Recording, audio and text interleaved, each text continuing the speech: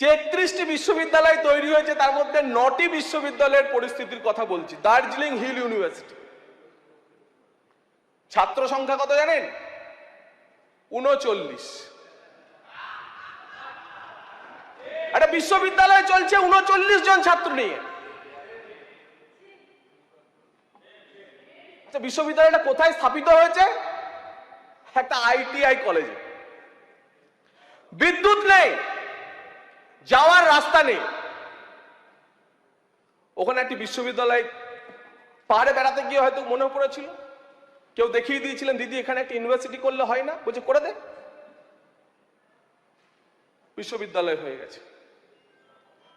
ভাবুন, দার্জিলিং এর মতো পাহাড়ে নিচে নামলেই যেখানে নর্থ বেঙ্গল ইউনিভার্সিটি রয়েছে, আরো একটি বিশ্ববিদ্যালয় রয়েছে, দার্জিলিং গভর্নমেন্ট কলেজে পিজির সমস্ত কোর্সেস পড়ানো হয়, অলমোস্ট পাহাড়ি ছাত্রদের যা পড়ার দরকার, তারপরেও একটি হিল ইউনিভার্সিটি।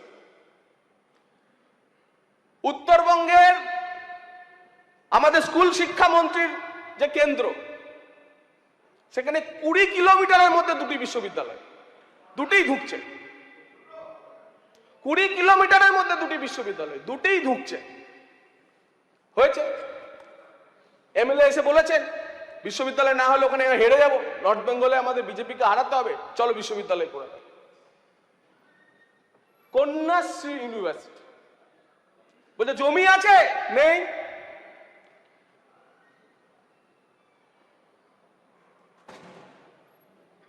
ফ্যাকাল্টি আছে, নেই। আমার দপ্তর আমাকে স্ট্যাটাস দিচ্ছে, বলছে গেস্ট অনলি ফ্যাকাল্টি আছে, গেস্ট অনলি স্ট্যাটাসে চলছে, অর্থাৎ গেস্ট ফ্যাকাল্টি দিয়ে একটা বিশ্ববিদ্যালয় চলছে।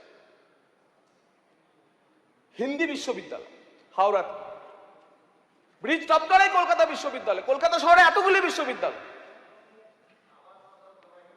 সেই হিন্দি বিশ্ববিদ্যালয়ের উপাচার্য এসে কান্নাকাটি করছেন, বলছে আমি একা, সবে ধন নীলমণি, আর কেউ নেই, আর কেউ নেই। স্টুডেন্ট কত? বলছে 178 জন। আমি কিন্তু বিশ্ববিদ্যালয়ের ভিসি, আমি আর আমার 178 জন স্টুডেন্ট, এই নিয়েই চালাচ্ছি স্যার, কিছু তো করুন। একই রকম আছে Rani Rashmoni green university, green university,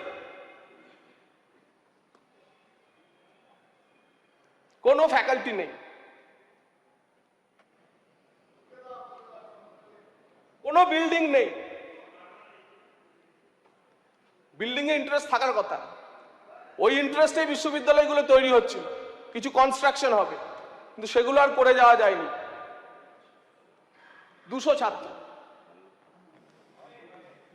দক্ষিণ দিনাজপুর বিশ্ববিদ্যালয়, সুকান্ত মজুমদারকে হারাতে হবে, চলো এটা বিশ্ববিদ্যালয় করে দিই। দক্ষিণ দিনাজপুর বিশ্ববিদ্যালয় না আছে জমি, ভাড়া বাড়িতে চলছে।